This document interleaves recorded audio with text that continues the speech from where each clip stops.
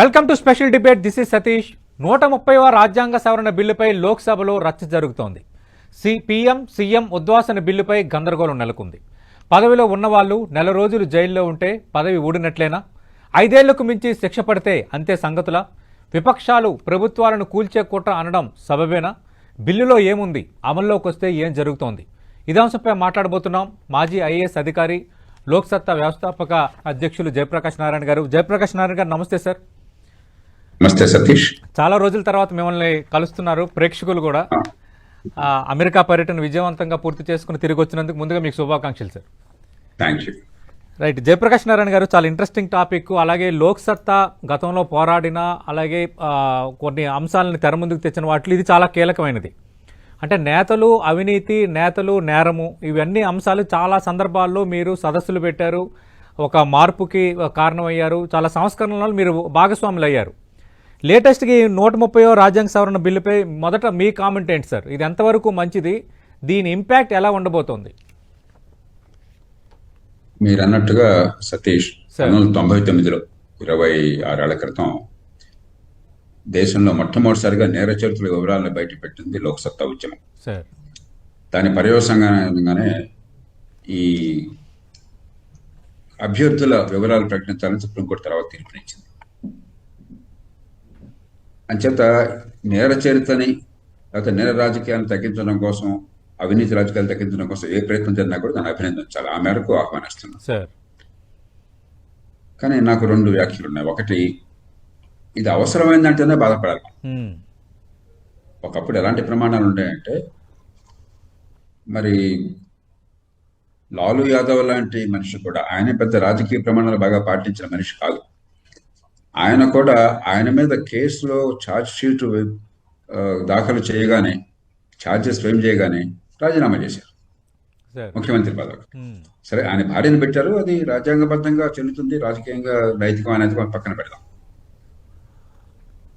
అలా అంతకుముందు అయితే నీలం సంజయ్ రెడ్డి గారు కేవలం తన మీద కోర్టులో అభిశంసన, ప్రభుత్వ నిర్ణయం కొంచెం పాక్షికంగా ఉంది, తొందరపాటుగా ఉంది అని ఒక వ్యాఖ్య చేశారన్న కారణంగా రాజీనామా చేశారు. అలాంటి దేశంలో ఈవేళ అరెస్ట్ అయిన తర్వాత జైల్లో ఉంటూ, బెయిల్ లేకనో మరో కారణంగానో వారాల తరబడి ఉంటూ మేము మంత్రి పదవిలో కూర్చుంటాము, మాకు ఆ హక్కు ఉందని చెప్పని మాట్లాడడం ఎంత విచిత్రమైంది. కాబట్టి ముందుగా ఇలాంటి చట్టం అవసరమైంది. జైల్లో కూర్చుంటే నేరారోపణ కారణంగా మీకు పదవి పోతుందన్న మాట మనం చెప్పాల్సి వచ్చిందని చెప్పంటే నాకు చాలా బాధగా ఉంది. అంటే ఏ మేరకు రాజకీయ ప్రమాణాలు దిగజారినాయో, ఏ మేరకు మరి రాజకీయంలో అధికారం వ్యక్తిగత పెత్తందారి అధికారంగా మారిపోయిందో, వ్యక్తిగత అధికారంగా మారిపోయిందో, ప్రజా సంక్షేమం కోసం, ప్రజల కోసం కాదు, ఇది నా గురించి. కొన్ని సందర్భాల్లో కోర్టు తీర్పులు కూడా ఆయనకి పదవి లేకపోయినట్టయితే చాలా అన్యాయం జరిగిపోతున్నట్టు తీర్పు ఇచ్చారు. తమిళనాడులో ఒక మంత్రి అవినీతి ఆరోపణలు లేదా అక్రమాస్తుల ఆరోపణలే కాదు, శిక్ష పడింది. అవును సార్, శిక్ష పడితే సుప్రీంకోర్టు దాన్ని స్టే చేసి శిక్షని గవర్నర్ని, నువ్వు అతన్ని మళ్ళీ మంత్రిగా ప్రమాణ స్వీకారం చేయిస్తావా లేదా అంత తెలుస్తావు అని చెప్పిన కూర్చుని మరీ చేయించారు. అంటే ఎక్కడో మనం చాలా గందరగోళంలో ఉన్నాం. ఆ పరిస్థితికి ఇది దర్పణం అన్నమాట. ఇక రెండోది, మంచి ప్రయత్నమే. కనీసం 30 రోజులు జైల్లో ఉంటేనన్నా పదవి పోతుంది అన్నది కొంతమేరకన్నా మంచిదే. కానీ ఆ స్థాయిని మించి రాజకీయంలో నైతిక విలువలు పెరగాలి. దానికోసం మరింత పటిష్టమైన చట్టము కావాలి, మరింత పటిష్టమైన ఏర్పాటు రాజకీయ సంస్కృతి, రాజకీయ పార్టీ నిర్వహణలో కావాలి. కానీ ఎంతో కొంత ఒక అడుగంటూ వేశారు కాబట్టి ఆ మేరకు అభినందిస్తున్నారు. అంటే జయప్రకాష్ నారాయణ గారు, మనం గతంలో చూసాం సార్, అంటే 2 సంవత్సరాలు జైలు శిక్ష పడితే పోటీకి అనర్హులన్న అంశం ఒకటి చర్చలో ఉన్న నేపథ్యంలో ఇప్పుడు ఈ 5 ఏళ్ళు, అంటే 5 ఏళ్ళు శిక్ష పడాలి, శిక్ష పడి నెల రోజులు జైలు శిక్ష అనుభవిస్తే ఆ తర్వాత పదవి ఊడుతుందన్నది ఈ బిల్లులో ఉన్న ప్రధానమైన అంశం. దీనిపై ఏమంటారు సార్? అంటే 5 సంవత్సరాల గడువు అనేది కరెక్టేనా, సబబేనా, లేదంటే ఆ గడువు ఇంకా తగ్గిస్తే మంచిదా? నా దృష్టిలో ఆ 2 ఏళ్లు కొనసాగించడం సరైనటువంటి సార్. ఎందుకంటే మన దేశంలో శిక్షలు పడటమే చాలా అరుదు. అవును, 5 ఏళ్ల శిక్ష మరింత అరుదు. కాబట్టి 2 ఏళ్ల శిక్షకి 1950-51లో అప్పుడు పార్లమెంటు అప్పుడు ఇంకా పార్లమెంట్ అంటే మన ఎన్నిక జరగల. సార్. ఎన్నికలు జరగమనిపై ప్రొవిజనల్ పార్లమెంట్ అంటారు. అంటే రాజ్యాంగ సభ, రాజ్యాంగాన్ని ఎవరు తయారు చేశారో, ఈ దేశ నిర్మాణం ఎవరు చేశారో, స్వతంత్ర పోరాటంలో త్యాగాలు ఎవరు చేశారో వాళ్ళు రూపొందించింది కనీస ప్రమాణాల నైతిక విలువలు కావాలని చెప్పని. కాబట్టి దాన్ని మనం తగ్గించడం నా దృష్టిలో అవసరం లేదు. వారు ఏం చెప్పారంటే కొన్ని నిర్దిష్టమైన చట్టాల విషయంలో 3 రోజులు శిక్ష పడ్డా కూడా అక్కడ పదవి పోతుంది అనర్హులు. మిగతా కేసుల్లో 2 ఏళ్ల పాటు శిక్ష పడ్డట్టయితే అనర్హులు అని చెప్పాను సార్. కాబట్టి 2 ఏళ్లు కొనసాగించడం మంచిదని నా దృష్టిలో. ఎందుకంటే దేశంలో నేర చరిత్ర చాలా పెరిగిపోతుంది రాజకీయాల్లో అన్నది అందరికీ తెలుసు. కొన్ని అయితే నివేదికలు చాలా భయానకంగా ఉన్నాయి. 30-40%, 50% తీవ్ర ఆరోపణలు చెప్పుకుంటున్నాను. కొంచెం అతిశక్తిలోనే నేను నమ్ముతున్నాను. కానీ 15% మంది కోర్టుల్లో తీవ్ర నేరారోపణలు ఎదుర్కొంటున్నారు అని చెప్పి అది వాస్తవం. అలాంటప్పుడు శిక్ష పడ్డమే చాలా అరుదైనటువంటి దేశంలో 5 ఏళ్ల దాకా ఆగటం అవసరం లేదు. 5 ఏళ్ల శిక్ష కోసం ఆగటం అవసరం 2 ఏళ్ళు కొనసాగించడం మంచిది సార్. అంటే జయప్రకాష్ నారాయణ గారు ప్రధానమంత్రిని కూడా ఈ పరిధిలోకి తేవటాన్ని చాలామంది వెల్కమ్ చేస్తున్నారు. అయితే ప్రధానమంత్రి, మంత్రులు, అలాగే రాష్ట్రంలో ముఖ్యమంత్రి, మంత్రుల వరకే పరిమితం చేయడాన్ని ఎలా అర్థం చేసుకోవాలి? ఎందుకంటే మంత్రులు, ముఖ్యమంత్రులు అలాంటి వాళ్ళకి మించి కొందరు చట్టసభ సభ్యులు, ఎమ్మెల్సీలు కావచ్చు, ఎమ్మెల్యేలు కావచ్చు, ఏ తరహాగా అవినీతికి పాల్పడుతున్నారో, ఏ తరహాగా నేర చరిత్ర ఉంటుందో మీకు తెలియని విషయం కాదు. ఈ విషయంలో మీ అభిప్రాయం ఏంటి సార్? వాళ్ళకే పరిమితం చేయడాన్ని ఎలా అర్థం చేసుకోవాలి? నేను అంగీకరిస్తున్నా సార్. ఒకసారి ఎన్నికైన తర్వాత ఒక శాసనసభ్యుడు కానీ, లేకపోతే శాసన మండలి సభ్యుడు కానీ, పార్లమెంట్ సభ్యుడు కానీ, ఒక మంత్రి కానీ ఎన్నికైన తర్వాత ప్రజాసేవకుడు అంటే చట్టరీత్యా పబ్లిక్ సర్వెంట్ అంటే ప్రజల ఖజానా నుంచి జీతం తీసుకుని ప్రజల సేవ కోసం నమ్మకం లేవాడు. కాబట్టి పబ్లిక్ సర్వెంట్కి మన దేశంలో చట్టం ప్రకారం, నిబంధనల ప్రకారం పబ్లిక్ సర్వెంట్కి, ప్రభుత్వాధికారులకి, ఉద్యోగులకి ఏ నిబంధనలు వర్తిస్తాయో అవన్నీ కూడా రాజకీయ మార్పులో వర్తించాలి. ఆ ప్రమాణాలు పాటించాలి.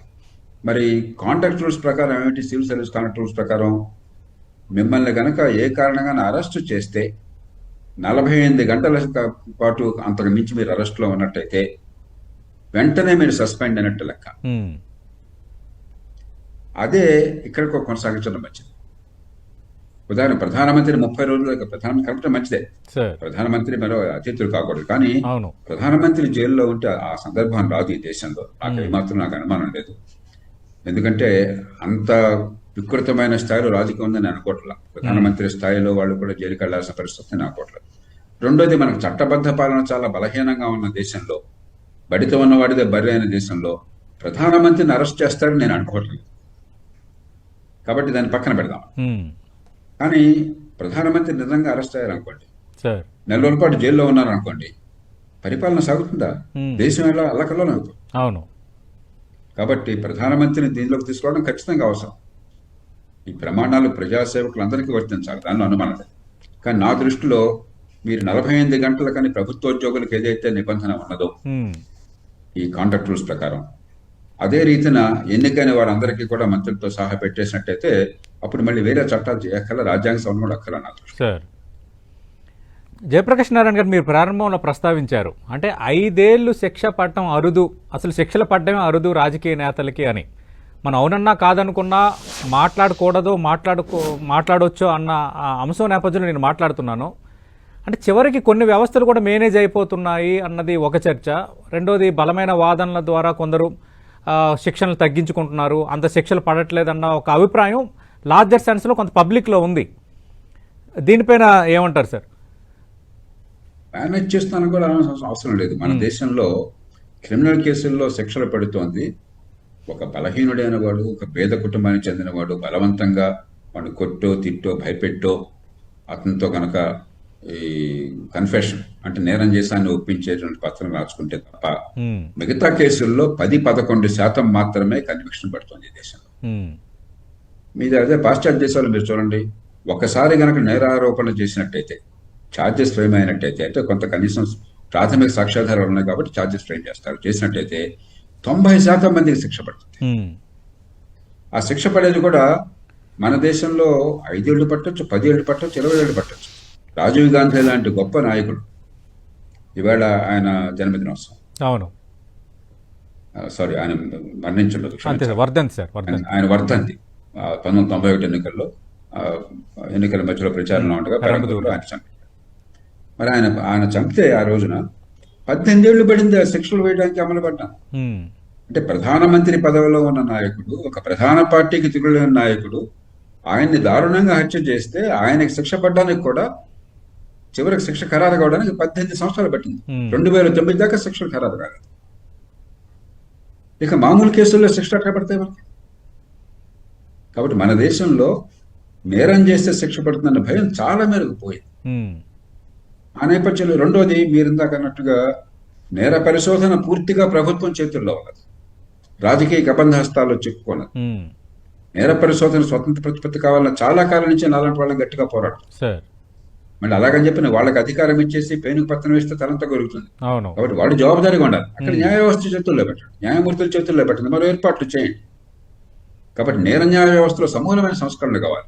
నేర పరిశోధన రాజకీయాలు, పక్షపాతాలు, అవినీతికి తావు లేకుండా నిష్పాక్షం జరిగే ఏర్పాటు కావాలి. ప్రస్తుతం అది లేదు. పోలీసు అధికారులు పూర్తిగా ప్రభుత్వం చేతుల్లో ఉన్నారు. పోలీసు అధికారులు ఇన్వెస్టిగేషన్ చేస్తారు. ప్రాసిక్యూటర్లు పూర్తిగా ప్రభుత్వం చేతుల్లో ఉన్నారు. చాలా బలహీనమైన పేలవమైన ప్రాసిక్యూషన్ భారతదేశంలో. ఫారెన్సిక్స్ ఇప్పటికి కూడా చాలా బలహీనంగా ఉన్నాయి. దేశం మొత్తంలో 2-3 వేల కేసులు మాత్రమే సంవత్సరానికి ఈ డిఎన్ఏ అనాలిసిస్ చేయగలుగుతున్నాం. కొన్ని 10,000 కేసులు, లక్షల కేసులు మరి కోర్టులోకి వస్తున్నట్టు.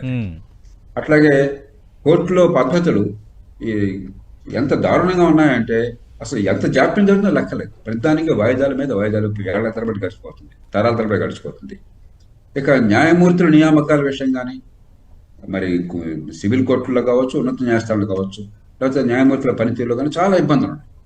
ఈ మొత్తాన్ని సమూలంగా సంస్కరించాలి. సంస్కరించి నేర పరిశోధన నిష్పాక్షికంగా ఉంటుంది, నిర్భీతితో ఉంటుంది, పక్షపాతాలకు అతీతంగా ఉంటుంది, సమర్థంగా వేగంగా ఉంటుంది, నమ్మకాన్ని కలిగించే వ్యవస్థ ఏర్పాటు చేస్తే అప్పుడు మనం ఏం చేసినా కూడా ఒప్పుకోవచ్చు.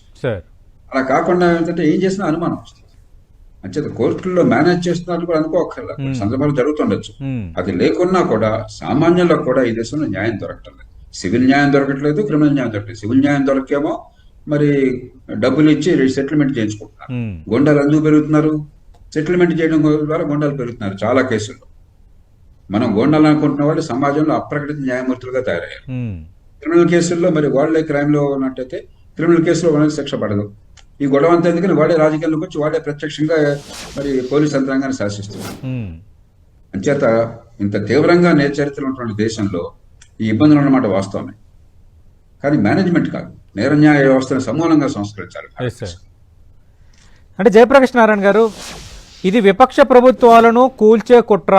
రేపొద్దున్న ఇది అమల్లోకి వచ్చినప్పుడు ఇక ఎన్డీఏ ముఖ్యమంత్రులను ముట్టుకోరు. ఇది కాంగ్రెస్ పార్టీ కొన్ని విపక్షాలు న్యాయనెత్తుతుంది. అంటే రాజకీయంగా దీన్ని వాడుకోబోతుంది ప్రస్తుత ప్రభుత్వం అని. ఈ రాజకీయ విమర్శలపై మీ కామెంట్ ఏంటి సార్? నేను దాన్ని అంగీకరించాను. అట్లయితే అంటే ఈ ఆరోపణను కనుక అంగీకరించినట్లయితే ఈ లాజిక్ ని, తర్కాన్ని, భారతదేశంలో నేర రాజకీయాన్ని ఆపటం కోసం ఏ చట్టాన్ని చేయదు. అంతే కదా? అవును. రేపు కాంగ్రెస్ వచ్చింది అనుకుందాం, జాతీయ స్థాయి అధికారంలోకి, వాళ్ళు చట్టం చేస్తుంటే బీజేపీ వాళ్ళు వచ్చి మీరు మమ్మల్ని కూల్చడం కోసం కుట్రని చెప్పంటారు. అంటే ఇక ఇదంతా కూడా రాజకీయంలో ఉన్న వాళ్ళందరూ మనం బందీలమా? మనం సామాన్య ప్రజలం, పౌరులం, ఓట్లు వేసేవాళ్ళం, పనులు కట్టేవాళ్ళం మనం కదా, మనుషులు మన కోసం కదా మీరున్నది. ఇది మీ మధ్య పోరాటమా? మనం మౌన ప్రేక్షకులమా? ఇదేమన్నా క్రికెట్ ఆట ఏమన్నా? కాబట్టి చాలా అర్ధరహితమైనటువంటి వాదన. ఎందుకంటే ఈ వాదన అంగీకరిస్తే భారతదేశంలో రాజకీయాన్ని జవాబుదారీగా చేసే ఏ చట్టం వచ్చినా కూడా ప్రతిపక్షాల మీద ఉపయోగించే ప్రమాదం ఉంది. కాబట్టి అది చేయకూడదు. కాబట్టి ఉన్న రాజకీయం, కుళ్ళిపోయిన రాజకీయం కొనసాగాల. ఓట్ల కొనుగోలు కావచ్చు, నేర రాజకీయం కావచ్చు, భయంకరమైన అవినీతి కావచ్చు, అసమర్థత కావచ్చు, మరి కులాల పేరుతో దేశాన్ని విభజించడం కావచ్చు, లేకపోతే తాత్కాలికమైన తైలాలతో ఆర్థిక వ్యవస్థను కొక్కుకొచ్చడం కావచ్చు, ఇవన్నీ కొనసాగుతూ ఉండాలి. ఇదే మన ఆలోచన. అలా కాకుండా నేర న్యాయ వ్యవస్థను మార్చడం, నేను మీ ముందు కొన్ని పెట్టాను. నేర న్యాయ వ్యవస్థను మార్చండి, రాజకీయ నేట లేకుండా చేయండి, గట్టిగా ప్రతిపక్షం గొంతెత్తారనుకోండి, మేము అధికారంలోకి వస్తే పని చేస్తామని హామీ ఇచ్చారనుకోండి, బహిరంగ ప్రజలు శపథం చేశారనుకోండి, అది సరైన వాదన. అంతేగాని ఇది జరగకూడదని వాదించడం పూర్తిగా నిరాధారమైన, మరి కుతార్కికమైన వాదన. అంటే జయప్రకాష్ నారాయణ గారు, ఇక్కడ ఫిరాయింపుల నుంచి నేర చరిత్ర వరకు చాలా రకాల బిల్లులు ఉన్నాయి, చాలా రకాల చట్టాలు మనం చేసుకున్నాం. కానీ రాజకీయ నాయకులు కొందరు, అందరూ అనను కానీ కొందరు దాన్ని చాలా ఈజీగా, టేక్ ఇట్ ఈజీగా తీసుకుంటున్న పరిణామాలు మనం చూస్తున్నాం. అందుకు ఈ బిల్లు వచ్చిన నేపథ్యంలో ఎలాంటి మార్పు రావచ్చు? నిజంగా రాజకీయ నాయకులు నిబద్ధతతో పనిచేసే వాతావరణం క్రియేట్ అవుతుందా? కొంత అవినీతి నేర చరిత్రకు కొంత దూరం జరిగే ఛాన్స్ ఉంటుందా? నేను చాలా ఆశావాదిని సతీష్, కానీ ఇలాంటి చట్టాలు రావడం మంచిదే, కానీ ఇంత మాత్రం చేత మారిపోతుందనే భ్రమ మనకుంది. ఉదాహరణకి నేర రాజకీయాలు బయట పెట్టినట్టయితే, అభ్యర్థి వివరాలు బయట పెడితే మారుతుందని చాలా మంది ఆశపడ్డారు. నాకైనాడు దానికి ఆద్యుడిని నేను. అవును, ఈ దేశంలో ఎన్నికల ఉద్యమానికి ఆద్యుడిని నేను. ఈ నేర చరిత్ర వివరాలను బయట పెట్టిన వాడిని నేను, మీ అందరి సహకారం, రాష్ట్ర ప్రజల సహకారంతో, పత్రికల సహకారంతో, ఎప్పుడో 26 ఏళ్ల క్రితం. కానీ నాకేమీ అప్పుడు కూడా భ్రమలు, ఇప్పుడు భ్రమలు లేవు. కనీసం ఒక వాదన చేయడానికి, సమస్యని, లోపాలని ఎత్తి చూపడానికి, మార్పుని తేవాలని చెప్పిన వాదనకి బలం ఇవ్వడానికి కోసం చెప్పని పనికొస్తాయి తప్ప మౌలికమైన మార్పు కేవలం కొన్ని చట్టాల ద్వారా మాత్రమే కాదు. చట్టాలు అవసరం లేదంటాం కాదు. అవి లేకపోయినట్టయితే మన ముందు ఇప్పుడు చర్చించే అవకాశం లేదు కదా మనకి. ఈ చట్టం లేకపోతే చర్చ ఉండదు కదా మనకి. ఒక 100 మంది పేర్లు బయటపడకపోతే మనందరం మాట్లాడే అవకాశం కూడా ఉండదు కదా. కానీ చట్టం చేత మారిందా? మాట్లాడదుగా. ఆనాడు చట్టం వచ్చింది, సుప్రీంకోర్టు తీర్పు ఇచ్చింది, నేర చరిత్ర వివరాలు బయటపెట్టాలని. నేనే దాన్ని విధిగా చేయాలి, చేయకపోతే నామినేషన్ రద్దు అవుతుందని చెప్పిన నిర్ణయాలు చేయడం కోసం దాన్ని మళ్ళీ ఆర్జుడు నేను ఎన్నికల కమిషన్ ముందుకు వెళ్ళి వాదించాం. ఎన్నికల కమిషన్ ఒప్పుకున్న దానికి అంతా జరిగింది. నేర చరిత్ర ఆగిందా? నిజాయితీగా మాట్లాడుకుందాం మనం. అవును, ఆగలేదు. కాబట్టి ఈ అవసరం. కానీ ఆగాలి అంటే ఎన్నికల వ్యవస్థను మార్చాలి. ఒకటి, రాజకీయ పార్టీల తీరును మార్చాలి. ఇవాళ రాజకీయ పార్టీలు కేవలం అధికారాన్ని పొందడం కోసం వేదికలు తప్ప ప్రజా సంక్షేమాన్ని పెంచడం కోసం కాదు. అలాగే పార్టీ నడత ఎట్లా ఉందని చెప్పంటే, కొందరు వ్యక్తుల చేతుల్లో కీలు బొమ్మలు, వాళ్ళ సొంత ఆస్తులు, వాళ్ళ ఎస్టేట్లు, వాళ్ళ సామ్రాజ్యాలు తప్ప ప్రజల వేదికలు కాదు రాజకీయ భాగస్వామ్యం కోసం. ఎన్నికలు ఎట్లా ఉన్నాయని చెప్పంటే, మనకు ఆంధ్రప్రదేశ్, తెలంగాణలో మనం కూర్చున్నాం. మనందరికీ తెలుసు కదా, 25-30 కోట్ల రూపాయలు ఖర్చు పెట్టే శక్తి లేకపోతే పోటీ చేయడం సాధ్యమా? ఏ పార్టీ తరఫున కూడా. అవును, ఈ పార్టీ ఆ పార్టీ పక్కన పెట్టండి. ఓడేవాడైనా గెలిచేవాడైనా 25-30 కోట్లు ఖర్చు పెట్టకపోతే ఎమ్మెల్యే అవుతాడు నమ్మకం మనకుందా? గుండె మీద చేసుకు మాట్లాడదాం మనం. ఈ ఖర్చు అంతా నిజాయితీగా పెడుతున్నారా? చట్టబద్ధమైన పద్ధతుల్లో పెడుతున్నారా? ఓట్ల కొనుగోలు కోసం నల్ల డబ్బు పెడుతున్నారు. అది పెట్టాక అవినీతి లేకుండా రాజ్యం నడుస్తుందా మనకు తెలీదా? అంతే సార్. రూపాయి పెడితే 10 రూపాయలు సంపాదించాలనుకుంటున్నాడు. మరి అనివార్యం కదా, అందరికీ ఒప్పేసుకుంటున్నారు. అందుకనే పార్టీ ఫిరాయింపులు మీరు నేను చాలా పెద్ద విషయాలు అనుకుంటున్నాం. మధ్యతరగతి వాళ్ళతో గందరగోళం అనుకుంటున్నారు. పార్టీలో ఉన్నవాళ్ళు ఎవరు అనుకోవట్లా. పార్టీలో ఉన్న వాళ్ళు నాయకులు అన్నా, ఎందుకు ఆ పార్టీ మా దగ్గరికి వచ్చే నేను మీకు ఎంపీ సీట్ ఇస్తాను, నువ్వు గెలిచేస్తావు, ఇది తప్పు రేటు కాదు. అవును, మంత్రి పదవులు ఇచ్చేస్తున్నారు సార్. కాబట్టి ఎన్నికల వ్యవస్థని మార్చకుండా, రాజకీయ సంస్కృతిని మార్చకుండా, రాజకీయ పార్టీల తీరును మార్చకుండా, అధికారాన్ని వికేంద్రీకరించకుండా, చట్టబద్ధ పాలన మార్చకుండా, అధికారంలో ఉన్నవాళ్ళు జవాబుదారీ ఉండే ఏర్పాట్లు చేయకుండా, ఇలాంటి చట్టాలన్నీ అవసరమే. కానీ దీనివల్ల దేశ రాజకీయం మూలంగా మాదంటే నేను నిరాశ కోసం చెప్పట్లా. అవును సార్. అద్భుతాలు జరిగితే ఆశపడి, జరగకపోతే నిరాశపడే వాళ్ళ కోసం ముందే చెప్తున్నా. ఇవన్నీ అవసరం, కానీ ఇవి చాలదు. రాజకీయ పార్టీలను మార్చాలి, ఎన్నికల వ్యవస్థని మార్చాలి, అధికార వికేంద్రీకరణ కావాలి, చట్టబద్ధ పాలన కావాలి. 4 విషయాల్లో మౌలిక మార్పులు తీసుకురాకుండా రాజకీయ సంస్కృతి పూర్తిగా మారాలి. అంటే ఈ విషయంలో రాజకీయ నాయకులు మరింత సీరియస్గా ఉండాలంటే మీరు అన్నట్టుగా, ఒకటి ఎన్నికల వ్యవస్థలో మార్పులు రావాలంటున్నారు. ఇంకా ఎలాంటి సంస్కరణలు అవసరం ఉన్నాయి సార్? ఎందుకంటే ఇప్పుడు ట్రెండ్స్ మారుతున్నాయి. మీరు అన్నట్టుగా డబ్బున్నోడిదే రాజ్యం అన్న ఒక భావన ప్రజల్లో కూడా ఏర్పడిపోయింది. చాలామంది ఎన్నికవుతున్న నేతల్లో కూడా మెజారిటీ వ్యాపారస్తులు, రియల్ ఎస్టేట్ వ్యాపారస్తులు, ఇలాంటి వాళ్ళు ఉండటం కూడా కొందరిలో ఆవేగింపు కలుగుతోంది. అంటే నేను వాళ్ళని తిట్టడంలా, వాళ్ళని పార్టీలు ఆకర్షిస్తున్నారు. డబ్బులు ఉన్నాయని చెప్పంటే వాళ్ళ దగ్గరికి పోయి నువ్వు పోటీ చేయమని వీళ్ళు కోరుతున్నారు. మీకు ఒక ఉదాహరణ చెప్తాను నేను, ఎవరిని కించపరచాలని చెప్పడం లేదు. ఎవరో ఒక ఆయన లాటరీ గెలిచానని ప్రచారం చేసుకున్నాడు చాలా కాలం క్రితం, మీకు గుర్తుండలేదు. కొన్ని 100 కోట్లు ఎంత వచ్చింది. కోలా కృష్ణమోహన్. వెంటనే పార్టీలు వాళ్ళు ఏగల్లా వాలిపోయారు వాళ్ళ ఇంట్లోకి. ఆయన గెలిచాడో వాళ్ళు అది అబద్ధం ఆడని తర్వాత తెలియదు, పక్కన పెట్టేద్దాం, అనవసరం మనకి. గెలిచాడే అనుకుందాం. ఆయన లాటరీ గెలిస్తే రాజకీయ పార్టీలకు ఆయన దగ్గర అభినందించడం ఏంటి, మీరు మా పార్టీలో వచ్చారని ఆహ్వానించడం ఏంటి? అది జరిగింది మీకు గుర్తుందో మీరు అంటారు. అవును, ఇది ఒక చిన్న ఉదాహరణ మాత్రం. కాబట్టి డబ్బున్న వాళ్ళు చేరుతున్నారు అనుకోపోకండి. డబ్బు ఉన్న వాళ్ళని ఆకర్షించడం, వలవేయటం రాజకీయ పార్టీలకి అవసరమైంది. ఇవాళ కాలక్రమేణా రాజకీయంలో ఉన్న వాళ్ళు డబ్బున్న వాళ్ళు కాబట్టి వాళ్ళ వారసులో వస్తున్నారు. కాబట్టి రాజకీయము, డబ్బు అవినాభావ సంబంధంగా తయారైంది. అక్రమ డబ్బు, నిజంగా నిజాయితీగా సంపాదించిన డబ్బు కనుక ఉపయోగిస్తే రాజకీయానికి ఖర్చు కొంత అవుతుంది. ప్రపంచంలో ఎక్కడ కూడా డబ్బు ఉన్న వాళ్ళకి రాజకీయంలో పాత్ర ఎక్కువ ఉంటుందన్నమాట వాస్తవమే. అది లేదన్నది అబద్ధం అవుతుంది. కానీ డబ్బే సర్వస్వము, ఓట్ల కొనుగోలే కావాలి, పెట్టుబడి పెట్టి ఎన్నికల్లో గెలవాలి, ఇది ఒక వ్యాపారం అన్న పరిస్థితి భారతదేశంలో చాలా రాష్ట్రాల్లో వచ్చినమాట వాస్తవం. Yes sir. దీన్ని మార్చాలి అని చెప్పంటే ఎన్నికల వ్యవస్థను మార్చాలి. అలాగే సీట్లు ఎవరికి ఇస్తారన్నది పార్టీ అధినాయకుడి సొంత విషయం. అవును. చాలా పార్టీలు ఓ కుటుంబానికి ఓ వ్యక్తికి వాళ్ళ సొంత ఆస్తుగా చలమవుతుంది. కాదని గొన్నిమై చేసి చెప్పండి. జాతీయ స్థాయిలో కానీ రాష్ట్రాల్లో కానీ ప్రాంతీయ పార్టీలు కానీ 1-2 పార్టీలు మినహాయిస్తే పార్టీలు సొంత ఆస్తులుగా చలమవుతుంది. అభ్యర్థి అయ్యేవాడు మరి నీతి నిజాయితీలు నియమాలను బట్టి కాదు, ఆ మనిషి గొప్పతనాన్ని బట్టి కాదు, ఆ మనిషి వల్ల ప్రజలు జరిగే మేలును బట్టి కాదు, మనిషి చరిత్రను బట్టి కాదు, ఎంత డబ్బు లేకపోతే నాకు ఎంతగా అనుకూలంగా ఉంటాడు, నా కులమా కాదా, ఈ కారణంగా. మరి రాజకీయ పార్టీలో సంస్కరణ రాకపోతే ఎట్లాగా? ఇతర దేశాల్లో మీరు చూడండి, డొనాల్డ్ ట్రంప్ ఉన్నాడు, ఆయన మంచివాళ్ళ చెడ్డవాళ్ళ పక్కన పెట్టేద్దాం. ఆయన రాష్ట్రపతిగా అయింది లేదా పార్టీ అభ్యర్థిగా అయింది ఏ పార్టీ అధినాయకుడు ఆశీస్సులతో కాదు. అవును. ఆ పార్టీ సభ్యులు ప్రత్యక్షంగా ఎన్నికల్లో ఓటు వేసి ప్రైమరీ ఎన్నికల్లో ప్రాథమిక ఎన్నికల్లో ఆయన అభ్యర్థిగా కోరుకున్నారు. అలాగే మరి డెమోక్రాటిక్ పార్టీలో గతంలో అభ్యర్థిగా అయినటువంటి ఆయన ఈ ముక్కు మొహం తెలియదు అప్పటిదాకా మరి బరాక్ ఒబామా. కానీ ఆ ప్రజలు కోరుకున్నారు, పార్టీ సభ్యులు కోరుకున్నారు, పార్టీలో నాయకత్వం కాదనుకున్న ఆయన అభ్యర్థిగా అయినాడు. ప్రజాస్వామ్యబద్ధంగా నడుస్తాయి. అలాగే యూరోప్ లో పార్టీలు ప్రజాస్వామ్యబద్ధంగా నడుస్తాయి. ఓ ప్రధానమంత్రి ఒకటి నువ్వు క్యాండిడేట్ అయ్యా, నువ్వు కాదని చెప్పే పరిస్థితి ఉండదు. అక్కడ పార్టీలు మార్చాలి. చట్టబద్ధ బలం ఇందాక అనుకున్నాం, బడితో ఉన్నవాడిదే బర్రె అయినట్టయితే, ఖండబలంతో బండన్యాయం అందే పరిస్థితి ఉన్నట్టయితే, సామాన్యులు కన్నీళ్లు కారుస్తున్నా అన్యాయాన్ని దిగముకోవాల్సిన పరిస్థితి వస్తుంటే ఇంకా దేశంలో ప్రజాస్వామ్యం ఏమిటి? మనం మోసం చేసుకోవడం తప్ప. అవును. కాబట్టి చట్టబద్ధ పాలన ఇందాక నేను చెప్పాను 5 అంశాలు. ఇక అధికార కేంద్రీకరణ ఏమవుతోంది ఇప్పుడు? ముఖ్యంగా రాష్ట్రాల్లో ఈ సమస్య జాతీయ స్థాయిది కూడా కాదు, రాష్ట్రాలలో ముఖ్యమంత్రి ఈవేళ సర్వాధిపతి. ఒకప్పుడు రాష్ట్రాల బలహీన ఎన్టీ రామారావు లాంటి బలమైన ముఖ్యమంత్రిని కూడా డాంబం దింపగలిగారు. అవును. అలాగే కరుణానిధిని ఎన్నోసార్లు అన్యాయంగా ఆయన పదవి నుంచి తీసేయగలిగారు. అలాగే జమ్మూ కాశ్మీర్లో ఫరూక్ అబ్దుల్లా, ఇంకా ఎంతో మంది ఇద్దరు. కానీ ఇవాళ పరిస్థితి అట్లా కాదు. గత 30 ఏళ్లలో పరిస్థితి చాలా మారింది భారతదేశం. రాష్ట్రాలకు పూర్తిగా అధికారాలు వచ్చినాయి. ఒక రాష్ట్ర భవిష్యత్తు ఇవాళ పూర్తిగా రాష్ట్రం చేతుల్లో ఉంది. రాష్ట్రానికి సర్వాధికారి ముఖ్యమంత్రి. అవును.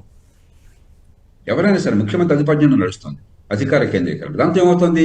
ఈ పదవుల కోసం ముఖ్యమంత్రి పదవి లేదా ఆయనకు దగ్గరగా ఉండే పదవి లేదా మంత్రి పదవి, దానికోసం వీళ్ళెవరు కూడా శాసనసభలో ఉండి మంచి చర్చ చేయాలా, మంచి విధానాలు రూపొందించాలా, ప్రభుత్వాన్ని జవాబుదారీగా చేయాలని ఎన్నికల్లో పోటీ చేయట్లా, 30 కోట్లు ఖర్చు పెట్టట్లా. పదవి కావాలి, పదవిని సొంతం చేసుకోవాలి, పదవిని సొంతానికి వాడుకోవాలి, ఆ ఆశ వల్ల. అందుకే డబ్బులు ప్రభావంతో పెరిగిపోయింది. నిజాయితీ పనులు మంచి అకౌంట్ వాడు కూడా డబ్బులు ఖర్చు పెట్టకపోతే అవకాశం లేదే పరిస్థితి వచ్చింది. అవును సార్. కాబట్టి అధికార వికేంద్రీకరణ చేస్తే ఏమవుతుంది? అన్ని ముఖ్యమంత్రి చేతుల్లో, ఒక ఎమ్మెల్యే చేతుల్లో. ఎమ్మెల్యే ఏమవుతుంది? అప్రకటిత రాజ్యాధికారం ఆయన చేతుల్లో వచ్చింది. ప్రజలు కూడా ఎమ్మెల్యే గారు నియోజకవర్గానికి రాజు అనుకుంటున్నారు. ఎమ్మెల్యేని రాజుగా ఎవరో ఎన్నుకోవాలా. అవును. ఆ పని మేయర్ చేయాలా, మున్సిపల్ చైర్మన్ చేయాలా, లేకపోతే సర్పంచ్ చేయాలి. వాళ్ళని పూర్తిగా ఇంట్లో కూర్చోబెట్టాం. ఎందుకు పనికిరాకుండా చేశాం, నిర్వీర్యం చేసేసాం.